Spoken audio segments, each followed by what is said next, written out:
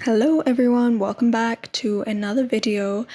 And today I will be talking about switching up mediums. Now, before I jump into it, let me give you some background.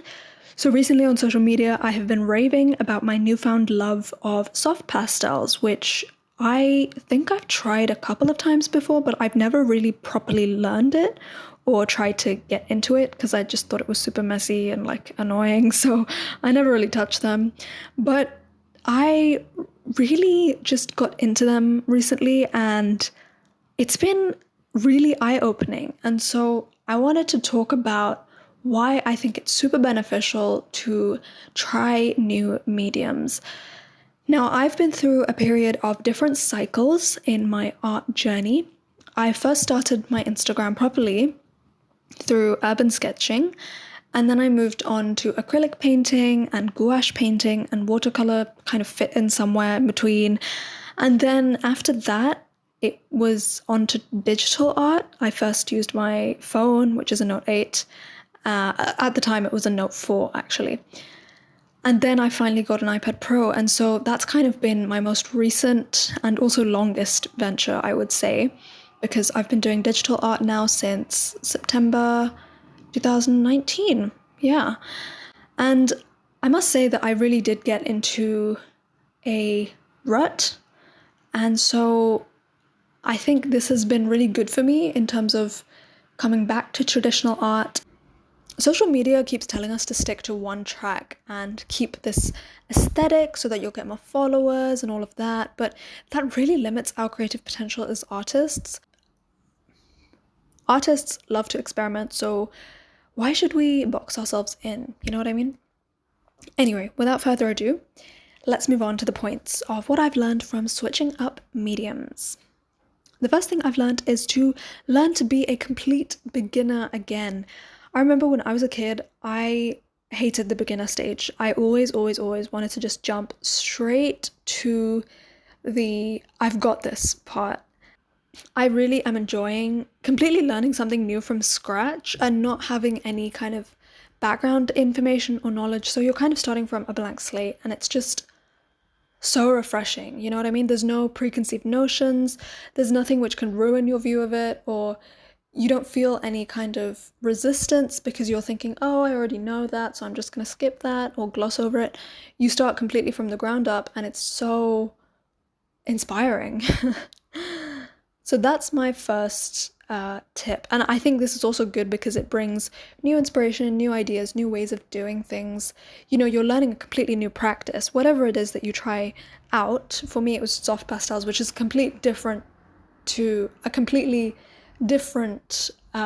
medium to digital art. The second thing that I really like is that I can learn to be more loose. I feel like digital art I've always felt restricted by it because I feel like it needs to look perfect because it's digital. So I think pastel, it has a more loose style anyway. It's kind of hard to get things super accurate with pastel just because the pastel itself is quite chunky. So you can't get super fine edges. And that's a real advantage for me because I can't make things look super perfect. And I love that. I think it really kind of lends itself to the charm of pastel. So that's another reason. The third reason is it's really nice to cross-reference different disciplines into each other. So for example, whatever I learn from pastels, I can add into other practices in my art. And you know, all art, it's pretty much the same in terms of its the underlying foundations like color and value and composition and perspective and all that kind of stuff. So when I'm learning from different artists who are all kind of saying the same thing in terms of what I just said, what I listed before, um, it's just a good reminder basically, and it's always nice to see things from a different perspective. I think that's another point as well, or sub point, is you get to see things in a different light.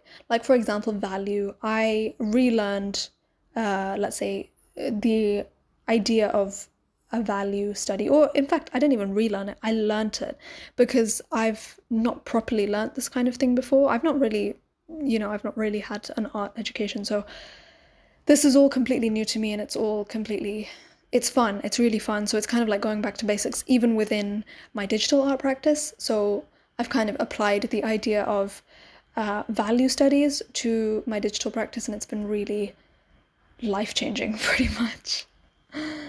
The fourth and final tip that I have, because this is getting kind of long, is that it brings you a new community. I found a few pastel artists, which, by the way, I didn't know that was a thing. The soft pastel community is actually pretty small because it's not a super popular medium, which is kind of reflected in their prices because there's not too many, well, there are quite a lot of soft pastel brands, but they're all pretty expensive. Soft pastels in general are pretty expensive, which sucks. I mean, why did I have to go and choose the messiest and most expensive medium to experiment with? Like, seriously. But anyways, I have discovered a whole new community of people who are basically, it's really cool. It's nice to kind of break away from the digital art community and discover new people and kind of understand a new, let's say, way of thinking. So there's this one artist I've been following called Susan Jenkins on YouTube. I don't know, I just love her energy.